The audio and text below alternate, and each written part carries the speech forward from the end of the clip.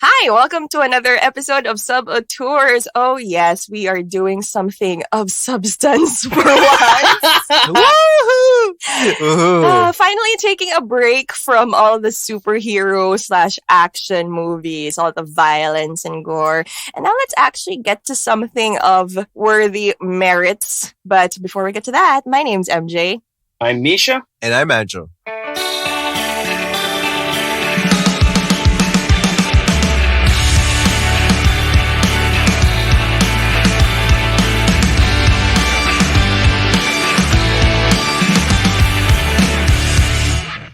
So yes, today we are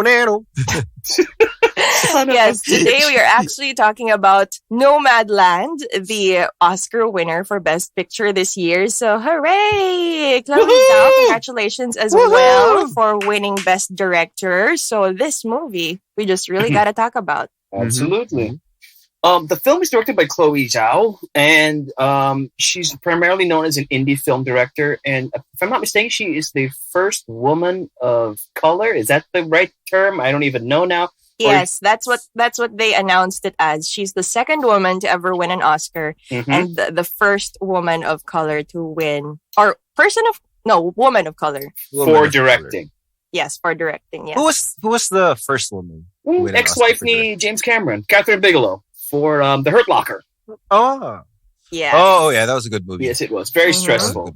This, on the other hand, was actually with Hawkeye very in it. Calming in a way. It was very low-key, very simple, but still really powerful. It definitely packed a punch for something that, on the outset, it looked really bleak going in, honestly. I'm not going to lie. The first 15 minutes was goddamn depressing. Just the setup and all that.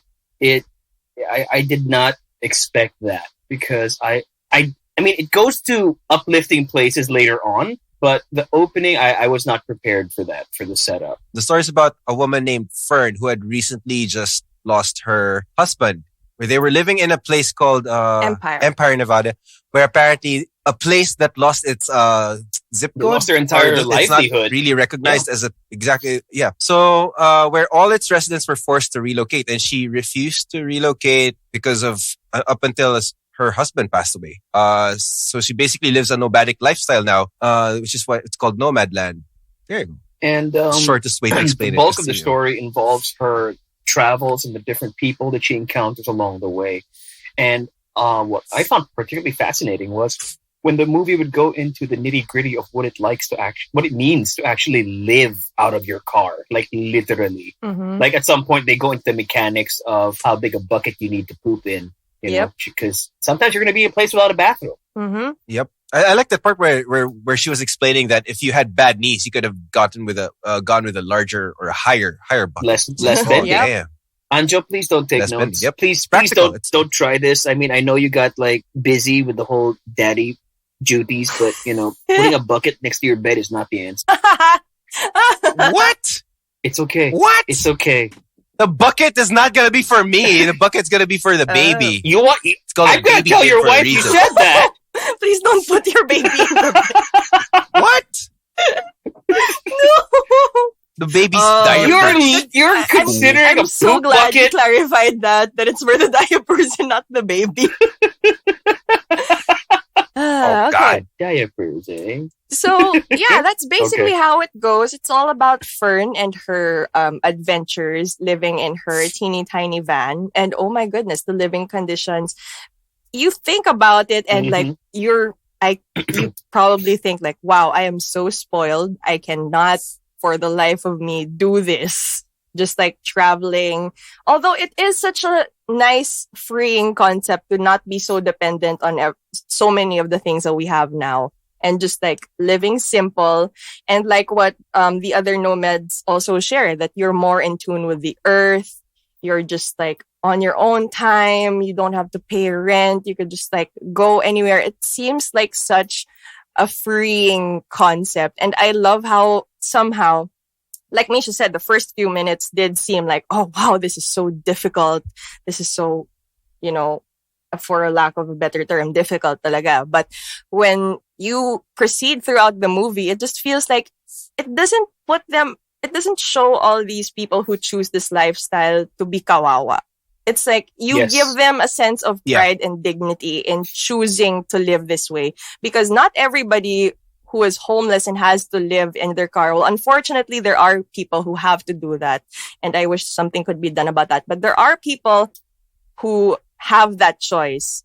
And this is about those lifestyle. People who choose to live like this. And it just gave them dignity. And, it's just like, we choose this. And this is a beautiful life that we chose because we're happy in it. So that's what I really appreciated about it. Absolutely. I really appreciated that. Like I said, and what you said also, that it starts out heavy, but as the movie goes on, you see that these aren't miserable people. No. These aren't unhappy people. Nope. But something that you notice as the story goes on is Fern herself is constantly looking for something. She wants to be a part of this culture. She wants to, she wants to convince herself that, yes, I'm free. I'm living by my own rules. I can be on my own and all that sort of thing. But there's still something that weighs very heavily on her. And it doesn't matter how far she drives or where she goes to try and avoid thinking about it or confronting it. It eats away at her on some level. I think we'll get to the last part as to what I think this movie is. What was beautiful about this movie is that it was a movie about closure, but it was disguised so well with the story. How it was played out, because you only realize that at a particular point in the movie that we'll get to probably later as we discuss or dissect the movie further. But this movie was essentially, from my point of view, a movie about closure and acceptance about certain things, like her. There you go. Which was probably one of the most beautiful things about this movie is that it was so subtle. It had its nuances and it was so very real. Yes, it wasn't preachy. I like that about it. Yeah. But it actually lived up to show, don't tell. And the dialogue was so simple and it was realistic. So real that and even the situations were like, somebody even mentioned before that it feels like a documentary almost. I did. I messaged you. Right. And the way it was shot, the camera movements, camera angles, everything, even the interaction, it just came out so natural. I don't know if they were, how much improv these people were doing, but I'm pretty sure that it was just Frances McDormand and the leading man, David, who were professional actors. You did see in the credits that the names there, actually, most of the people that you meet along the way, like you see, it's their name and the Swanky, nickname. It's like Linda basically May. People playing themselves. So this is as real as it can get. Like, they're actual nomads. A lot of them were actual nomads. Yep. And with regards to what you said earlier about David Strathairn, I've actually enjoyed his performances, and I'm going to date myself again. I first saw him in this early 90s movie called Sneakers, where Robert Redford led a team of hackers. If you can imagine what hacking looked like in the early 90s, Jesus Christ. But with Robert Redford? Yes. Wow. And the bad guy was Ben Kingsley. But anyways. Wow. David Strathairn played their blind hacker, and he was really good at his job, and he had his own console that I gotta watch this gave movie. outputs in Braille, so he could feel it. It's like a little cool. box, and then just with dots that would raise up. So he could. That's that's cool. how he read his computer screen. That's how he would do his hacking stuff. But what I always like about this guy is he's popped up in a lot of other things. He's been in Lincoln and things like that. He's always so laid back. It comes across more naturally than if he was making some kind of big fancy monologue. Yep, that's why it worked. Maybe the grandest thing it did, or the most exaggerated role I've seen him play is the Professor X type character in the show called Alphas. But that's it. Lord Alphas. But that's such. As for Frances McDormand, there's very little I think that we can say about her that hasn't already been said. She's incredible in anything she does, honestly. Yep. I know. I first saw her in Fargo, and oh my God, her in Fargo is amazing, fucking brilliant. And 3 Billboards outside Ebbing, Missouri, a couple of years ago. That was great too. Bitch, Almost Famous. She was with Peter Dinklage. She was the mom in Almost I was getting Famous. there. Oh yeah, I was gonna get there, but first I had to complain about the atrocity that's Transformers 3. Oh yeah. Why the fuck is she in Transformers 3? Paycheck. Yeah. That's true. God, easy answer. Remember what Michael Caine said? He would do 5 movies for a paycheck, 1 for himself. That's true. Come on. That's true. That's what buys them Hollywood mansions. That is true. Well, now let's go back to Almost Famous to get that bad taste of Transformers out of our mouths. Yes. Yeah, she was the mom. Yes, please. In Almost Famous, and she was terrifying. Yes. Like, imagine calling up a rock star and being like, take care of my son, or, you know what, I'm gonna like, you know, I'm gonna kill you. Not, she said it in a better way, obviously.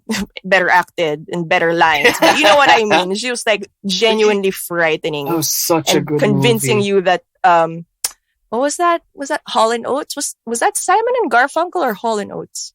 Simon and Garfunkel, I think. I think it was Hall and convincing Oates. you that they're on pot. Wow, we suck.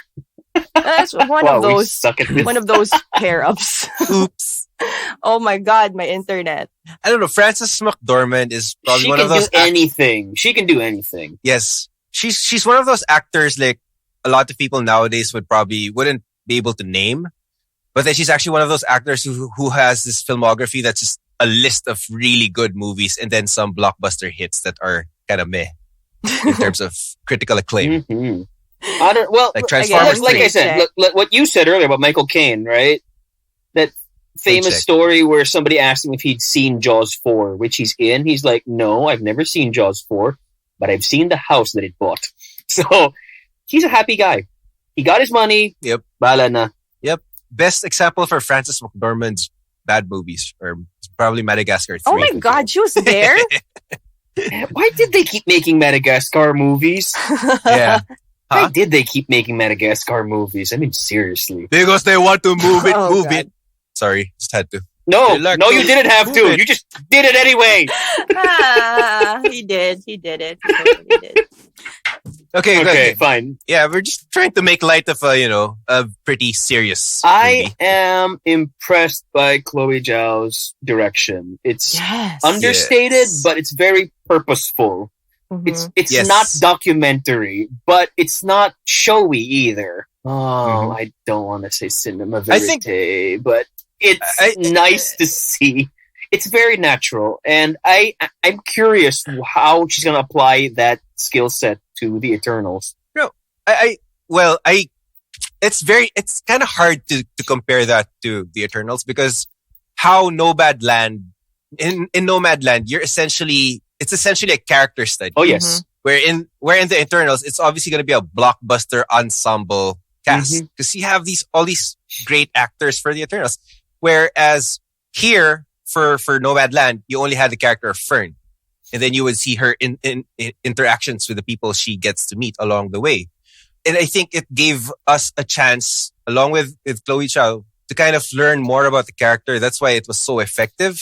And other than that, I think the right word for this was authentic. Mm-hmm. Yeah, very authentic. I agree. It's going to be hard to compare because these are like two totally different genres and styles of filmmaking. But given this, it seems like a really promising look. At least you know that she's talented. You know that she has a vision. And I guess that's the important part. I just hope it just translates through the Eternals. Yep. Okay. It's kind of going to be interesting to see that. As long as they don't have a scene where Kit Harington's looking for the paper towels while he's shitting on a bucket, I think we'll be good. No. Hopefully not.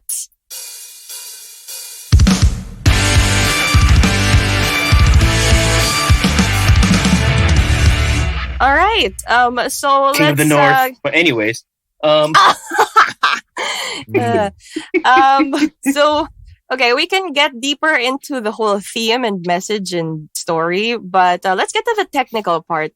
Tell me how much you love the visuals, like the wide shots and everything. I fell in love with all the wide shots here. First two shots of this movie, I was like, oh my God, cinematography. Wow. And I love the vision of Chloe Zhao. I'm pretty sure she was able to, translate her vision so well to her DP, her cinematographer. It was perfect. And I think it was just absolutely essential to show such beautiful scenes, because this is essentially also a traveling film. You see her go around, see beautiful places. And this is definitely part of telling you how wonderful this lifestyle also is, because of all the sights you see and the beauty of nature that you're able to witness. And you really see those in these shots, the sunsets, oh my goodness, the landscapes, the mountains, the desert. Is that what I liked about it was with regards to the visuals and the nice landscapes and the vistas and the beautiful skylines, honestly. A lot of that is rooted in something that's very, I mean, sorry to say it, it's very American, that whole road trip culture. Yeah. That they invented the interstate highways and all that. So it suddenly became very romantic, this idea you could drive from one end of the country to the other, to the point where, but the way that they presented in this movie, you're absolutely right. You would get why somebody would want to wake up to that, or to a different version of that every day and not be locked down to any one place. And this movie captured that very well. At some point, the colorful characters that they encounter along the way, that just became like a bonus. Mm-hmm. Completely agree with that. I think that's one of the points this movie was trying to get to, is that, you know, like, that's a perk of living this kind of lifestyle, is you get to see all these beautiful places that nobody takes the time to appreciate. And then along the way, you meet a different cast of characters that you can actually connect to on a particular level. And then, you know, love in some way that you won't be able to get in normal interactions in your daily life, living in a city with other people. And the way that Frances McDormand played it, I mean, I already mentioned earlier that it all feels very natural, from the way it was shot, from the way it was performed. What I liked about it is I never felt that she was putting on an act. Yeah. As silly as that sounds, I felt like I was watching a real person. A person with a lot of baggage, to be honest. Yeah. Well, yes. That included. Well, not literally, because she only has her van. But she was emotionally deep down, there's just so much in there, as opposed to the contrast of all the things that she has in her van, which is not much. Yep.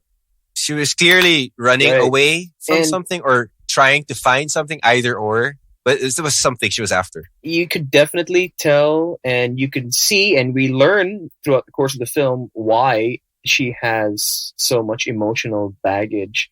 And what I think the film does extraordinarily well is depict that sense of burden, that sense of carrying something that you're not quite ready to confront. So you will do anything and everything in your power to maintain some semblance of independence, just to avoid confronting that thing that's really bothering you. And I think that this film, especially through Frances McDormand's performance, is able to convey so much of that, even when there's no dialogue in the scene. You know, it's the quiet bits that are just as telling as the parts where she's interacting with the different characters or learning about this new way of lifestyle. And you know that at some point she's going to have to face it. She's going to have to confront it. Which she eventually did.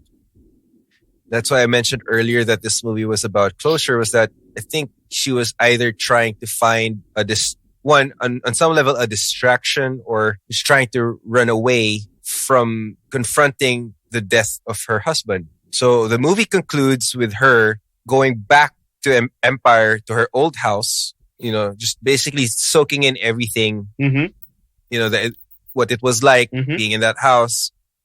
Maybe try to take in the last bits of memories of what it was like living there with her husband when her husband was still alive. And then eventually she would give away all her things to a storage, you know, just leave it all in storage and drive off in the sunset, you know, basically for people to fight on Storage Wars. Sorry, never mind. I wouldn't be surprised though. I wouldn't be surprised though. Like, yeah, but you know, like, I guess their stat is that, you know, she accepts her husband is no longer with her, but she does have the open road. She does have, you know, she basically owns everything now with the lifestyle that she lives. She owns the open road. She owns her van. It's basically a story of closure, one, and somebody who's taking control of her life, or getting her life back together. Can we talk about that? Because, like, for example, I mean, you saw how desperate she was to hold on to that illusion of control before she faced her demons, before she went back to the empty house. Like, her truck, her van breaks down, and it's going to cost, like, more than $5,000 to fix, you know? You could totally buy a used car for that. But she insists, no, that is my home. I'll find a way to pay for this. I'm going to borrow the money. I don't care. Just fix it.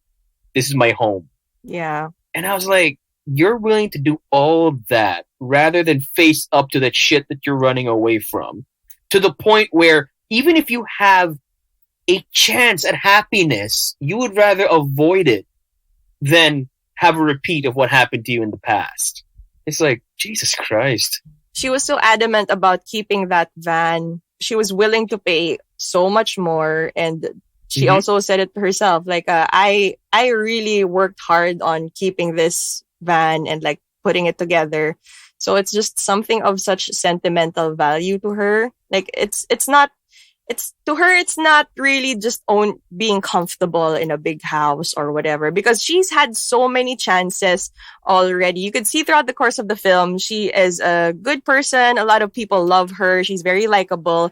And you see many people asking her or telling her, you know what, you can stay with us. It's no problem. We'd love to have you. Yes. Multiple times she's come across people like that, but she still chooses not to. So she is like very, very adamantly choosing this.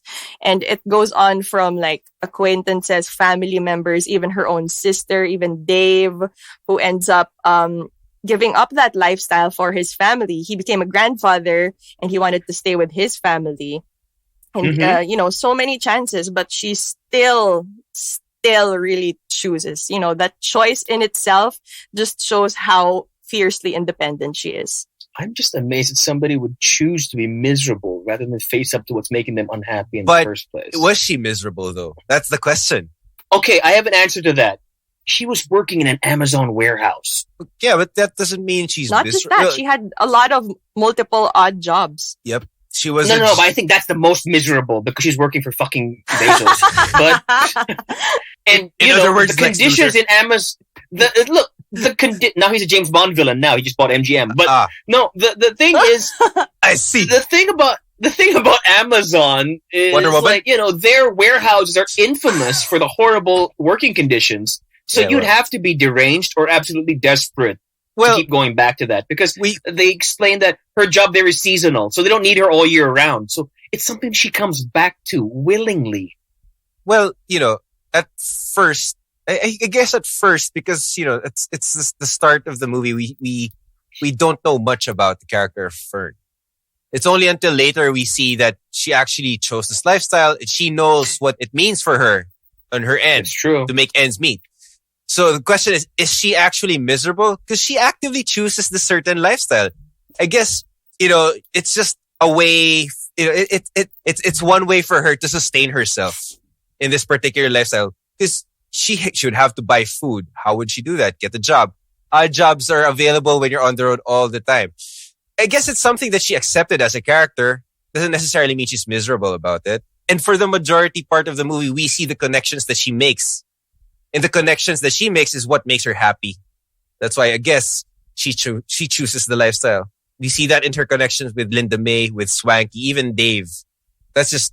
And I think what this film is also trying to show is that, because it could go both ways. You could think like, oh no, this is so sad. She might be so miserable. Or there's another overly romanticized notion of like, oh wow, it's so beautiful to just be traveling and not care about the world. This is somewhere in the middle. It shows you the reality that yes, it is difficult. At the same time, yes, it is beautiful, but there are many things that you have to do in between, whether or not you like it. Yes. Or, it can be gross, like how she would like clean up bathrooms with shit or puke. Blah. But, all these disgusting or maybe sad, odd jobs. But, it's something it's also her choice still. Yeah. It comes with the territory. Yeah. It's something that the characters learn to accept. So there. I agree with you that, yes, absolutely, it is a choice. Whether or not, whatever emotional state she's in, it is something that she has chosen for herself.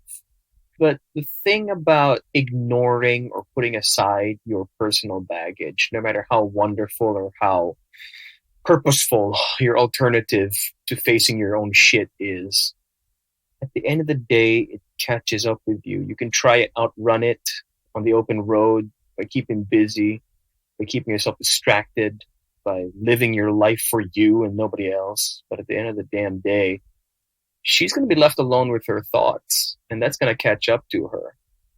And I think losing her friend to family happiness, ironically, made her realize that, hey, maybe not everybody is doing this for the same reasons. Maybe not everybody is as invested in this whole independent thing as I am. Mm-hmm.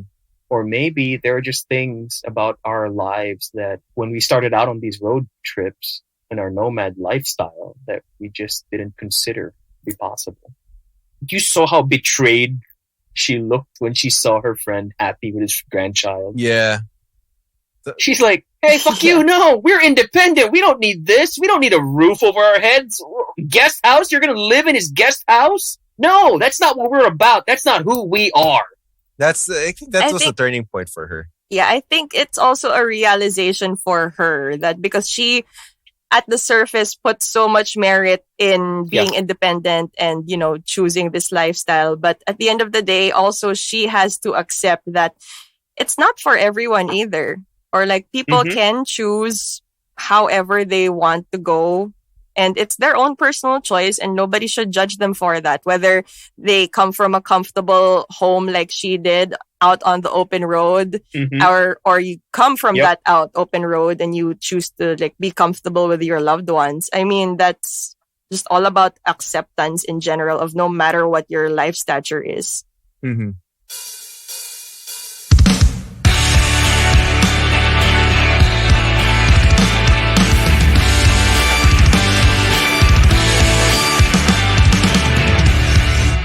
Although I just found it so amusing, that part where she was already staying at Dave's house, right? She had a comfy bed, warm, you know, it was a, nice night, it looked like a big comfortable bed with like huge fluffy pillows, but she still chose to like sleep in the van because she couldn't sleep in that big bed. It's like, wow, girl, your commitment to this is amazing. Absolutely. You know what else? What else I appreciated in this movie is, apart from Frances McDormand's character, is this motley crew this cast of characters, or even like some people like minor roles. Like you would see the kinds of people she would encounter. Yes. Remember that one part where she was in this the gathering of the community together, where they were telling each other what their backgrounds were. This one guy who's a Vietnam War veteran who had PTSD, who couldn't be around crowds, who couldn't be around fireworks, loud noises, etc., etc. And then somebody who was just who lived, who was working for corporate America, but then decided to just up and go when a coworker of her passes away. She realizes that I don't want to do a 9 to 5. I'm not happy here. I want to live my life before I go. So there's just so much. It's just a lot of enlightenment about that particular lifestyle that you never, especially us, that we live here in Metro Manila, that we're not fully aware of. Like, people actively choose this kind of lifestyle. It's something so unique. It's something that we can barely understand, but we grow to see, we grow to have an appreciation for it because of this movie, which is why I love this movie, of how authentic it delivers its message, or how it tells the story of this community, of this particular lifestyle. I found it ironic that, Santa Claus, it's just so unfortunate that Bob, after you see this movie, you wish, like, if you had the means to actually do this, you couldn't do this here in the Philippines, because all you'd be doing is like going around Luzon. First, traffic. Pangalawa, sa Luzon ka lang, and you can't just like go to the other 7,000 islands of the Philippines in a car. Well, may Roro naman, pero still. It's not the same. It's not the same. Mahirap. Hindi siya parang US na parang sa road ka lang, you can get anywhere. Dito parang, kailangan ko pang isama yung kotse ko sa barko. Ano mo yun? Oo nga. One of those. I found it very telling that, what I said earlier, Santa Claus motherfucker, Bob, that even he had something that he was avoiding. Yes. Oh yeah, that was. He was the one. He was basically the patron saint of Nomadland.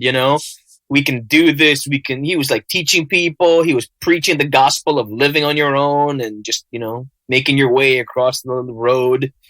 And it turned out that even he had something he was running from. So what you said earlier, Anjo, absolutely holds weight. That everyone came into this for different reasons, and that's what Frances McDormand. That's what Fern had trouble reconciling. That not everybody was doing it for the reason that she was doing it. That conversation she and had all these with relationships Santa. she forms. Sorry, go ahead. Santa. Go ahead. All these relationships she forms also, no matter how small these interactions you see, like, oh, she meets one person and then another, like for instance, the elderly lady that she met who has like how many months left to live, Swanky, or her coworker in that parking space, Linda May, and also even that young man she shared a cigarette with. That guy, the lighter. I love that guy. That's my favorite scene. Yep, that's my favorite scene. Those little interactions, as rich and short they were, and it was utterly delightful to be seeing these conversations. But at the same time, these people come and go, and that's the bittersweet part of it. That yes, you do have these rich, deep, amazing conversations, but at some point they're gonna end, you're gonna have to say goodbye because you're both gonna go your separate ways. Yes. And you're just gonna leave it at that. Whatever moment you had, you'll just treasure that small moment. It was so beautiful. Yes, that's I think one of the most powerful things about this movie is that it's like, you go out on, you meet somebody you connect with, and then you never see that person again. I think that's the most powerful message this movie had. Can I overshare? Yeah, you can't stop me. I'm just going to do it anyway. You can't stop me. For the first half of my life, basically, I was living in other people's countries because of my father's work with the Foreign Service. He was with DFA, so we moved around a lot. Like, average, 2-3 years per country, and then just move on. So, after the first couple of countries, I part of the defense mechanism was just not making those little connections with people because it just hurt too much every time that we had to move out. And, this was like the 90s, right? The 80s and 90s. There was no internet, and kids are stupid. Kids are assholes. Mm-hmm. They we'll keep in touch. We'll send letters. No, they don't. Maybe they do. Fine. Like the first birthday, the first Christmas. Fine. That's when they send their postcards and shit. But after that, because especially when you're younger, things are so transient that it's like you didn't exist. So I just learned to be grateful for the people around me. And that, in my case, that was my family, the people I loved. And for the longest time, I thought that would be the kind of life I would live later on. But it was only after more or less basing myself here in Manila with school, with work, and all that sort of thing, I just, became grateful for the people around me. And I get what you mean about making connections with people that you only meet once. Making connections with people that you don't see for days, weeks, months, like Santa Claus said. You encounter them later on. Only and every that Christmas. person might not even realize what kind of an impact you had. Mm-hmm. Because maybe you were just together for grade 2 or 3 or some country. You come back 20 years later. And they lived their entire fucking lives. They forgot about you. But you're like, no, you're part of my memory of this place. So I appreciated that bit where Bob was sharing how he learned to appreciate the little things with the people that he encounters. And whether or not he sees them again, it's okay, because they never said goodbye. I really like that part. It was always, I'll see you down the road. It's see you down the road. Mm-hmm. Aww. That was just good. That was so nice. So heartwarming. It's funny how coming into this movie, everybody thought it was going to be like this heavy drama thing, or I don't know. Like I jumped into this movie not knowing what to expect, only knowing that it won awards and that it was based on a book. Yep. And then if I felt bad after watching the movie, fine, okay lang, because at least I got to see a work of art. But then, this movie ended up making me feel good, making me appreciate things, especially the relationships that I have. I wouldn't even say things. It's more relationships, because what this movie taught me was that, these people have like short-term relationships. They have nuggets of wisdom from people they meet. I have my friends, I have my family who I can just easily talk to at any given moment. And that gave me some sort of appreciation. This movie gave me some sort of appreciation for what I have access to. Exactly. I mean, what I was saying earlier was moving around as many times as we did. At some point, I was just always angry. And it was only later on that I realized that I should be grateful for the things that I have, for the connections that I've made, rather than complaining about the ones that I've lost or the ones that never happened. It's just, life's too short, you know? Life's too short. Mm-hmm. It's a beautiful change of perspective. Mm-hmm. I love sharing the lighter with that dude who just asked for a cigarette. Because we've all been there. Yeah.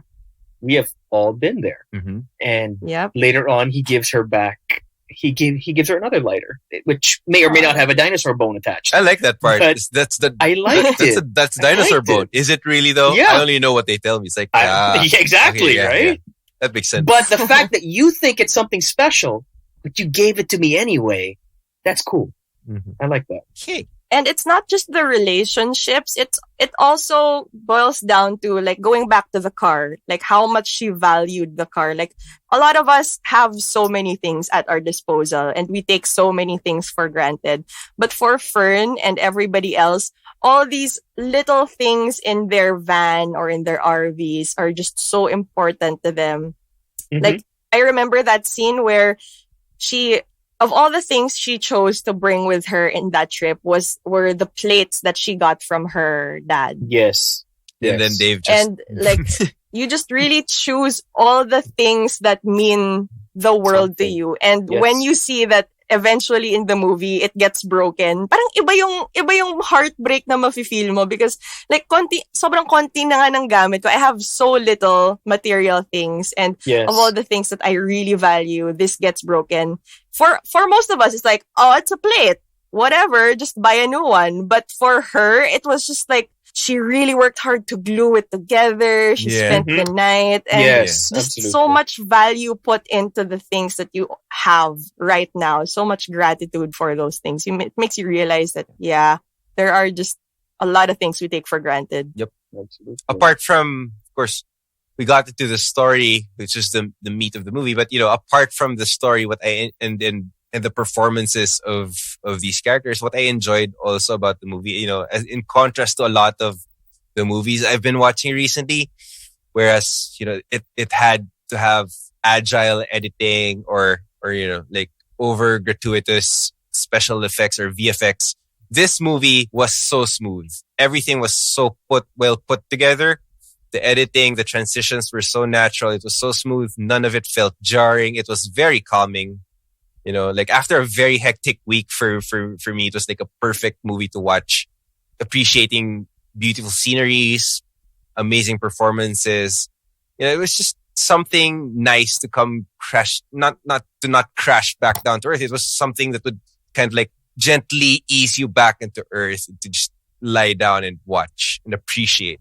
Also, the musical score was beautiful. It was so subtle. It perfectly fit whatever scenery you would see. Like you'd see the waves crashing and the music behind you is just like so soothing. The way the music was scored, it just creeps into it without you barely noticing, and then all of a sudden it's just there. That's what I liked all about it. Very well done. This organic. whole ensemble of like creative people putting together this piece of this work, this best, it's just, it's deserving. Can I just interject?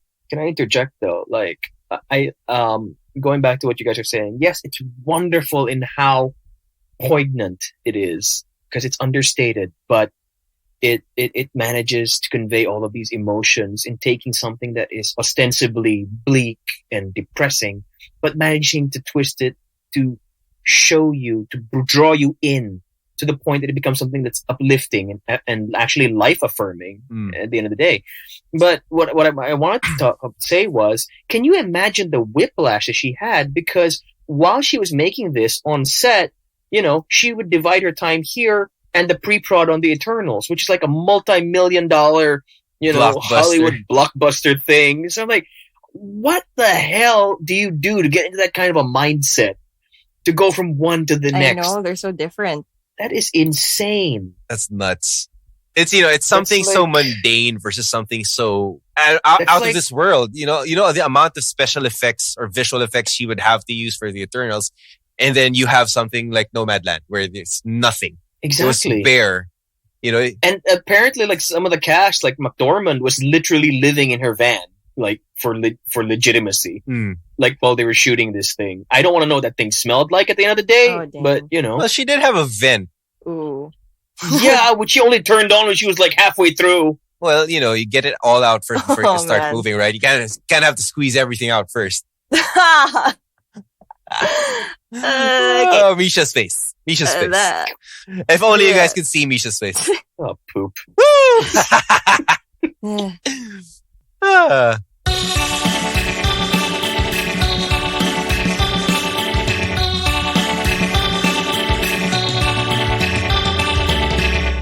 Moving on. But well, I guess she really earned that Best Director trophy. Oh yeah, absolutely. This the closest analogy I can think of, honestly, and this is going to date me again, is Spielberg doing post on Jurassic Park while prepping Schindler's List, while shooting Schindler's List. Sorry. Damn. Oh my God. Wait. He was shooting. He was shooting Schindler's List while doing post on Jurassic Park. Damn. He left the States as soon as principal photography wrapped in Jurassic Park. He flew straight to Europe to do Schindler's List. He left his buddy boy George Lucas in charge of the post-prod while he was away.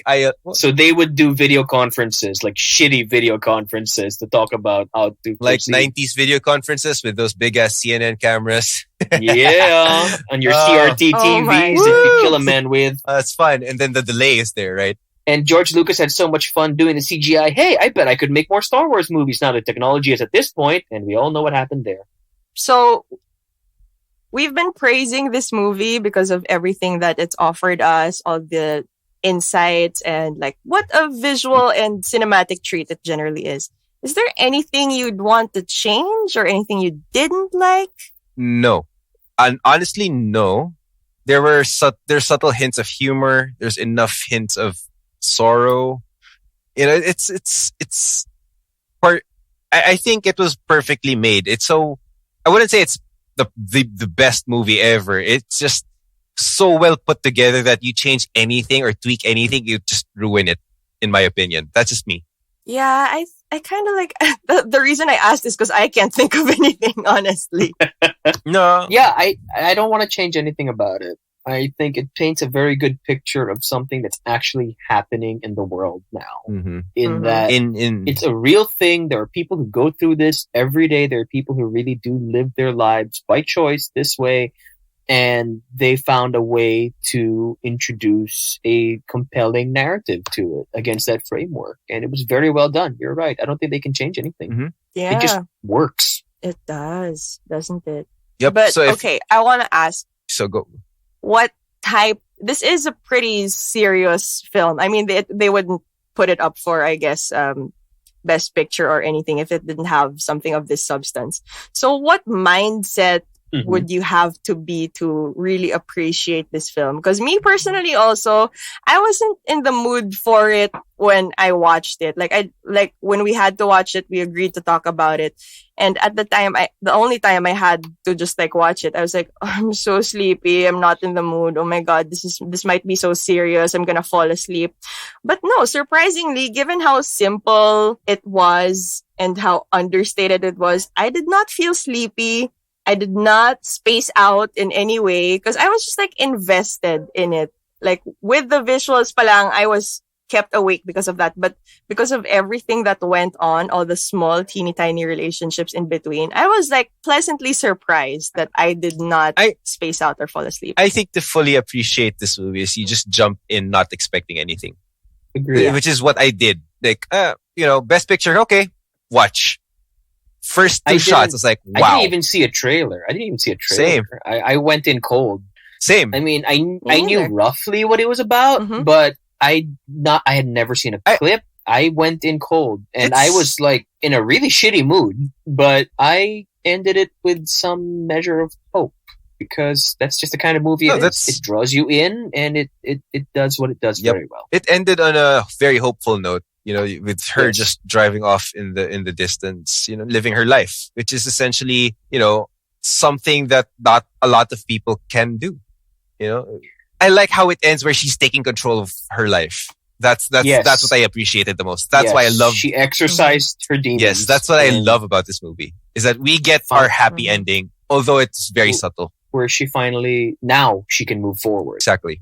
So there, yeah. So like, what if she trades in her van for a truck? And what if that truck is Optimus Prime? We get a blockbuster. Okay. What? Okay. Fucking hell, she was in Transformers 3. We get a better movie. We get fighting robots. We get those big Michael Bay explosions and Frances McDormand. I'm sorry. You can just cut that out. I'm so sorry. I couldn't stop myself. Don't cut it out. I am not watching that. Don't cut it out. You guys. You're lying. Like, if it came out tomorrow, right? Hey. It'd be like Transformers in Nomadland. Hey. You would watch that shit. Hey, BTS is going to be there. BTS will be there. The poop bucket will be a Transformer. No, but this movie, what this movie made me is that it really made me curious about what Chloe Zhao is going to be putting out for Marvel. Because I can't see somebody directing this kind of movie, directing a movie like The Eternals, which is to an extent, a smaller scaled Avengers movie. Yeah, I have no idea how it's gonna go. I'm curious. I'm excited. It's Marvel. I'm excited. So, and it's Chloe Zhao. It's probably the only Oscar winner to be directing a Marvel movie. Probably. Nag-isip. Wait. The only best director, Eternals, I think. Whether or not Kenneth we have Branagh. the Eternals in the picture, I'm really glad I saw this film. I'm really glad it was made. And same. Yeah, I'm just looking at it as it is without any work from here on forward. I'm just really in awe of how Chloe Zhao was able to pull this off. Can I just share? I was watching this movie with my baby next to me and he was just like chilling, watching the scenery. Didn't cry or anything. No. For a full 2 hours, just with me, next to me on while I was watching this. It's like, oh, he's quiet. I guess he likes the movie too. Kid. Because there are no loud noises, no explosions or what. Until Optimus Prime Your shows baby's up. like, yeah. yay, daddy's watching something good for once. Your kid's got taste.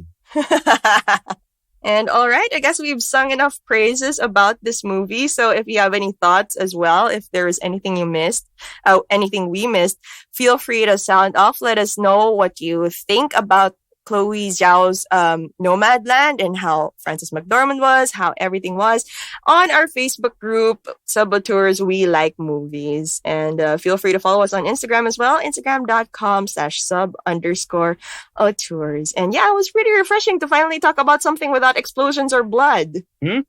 Or violence. So thank you for listening to another episode of Sub-Auteurs. Feel free to let us know what you want us to talk about next. Again, it's Sub-Auteurs We Like Movies on Facebook groups. And I'm MJ. I'm Misha. And I'm Andrew.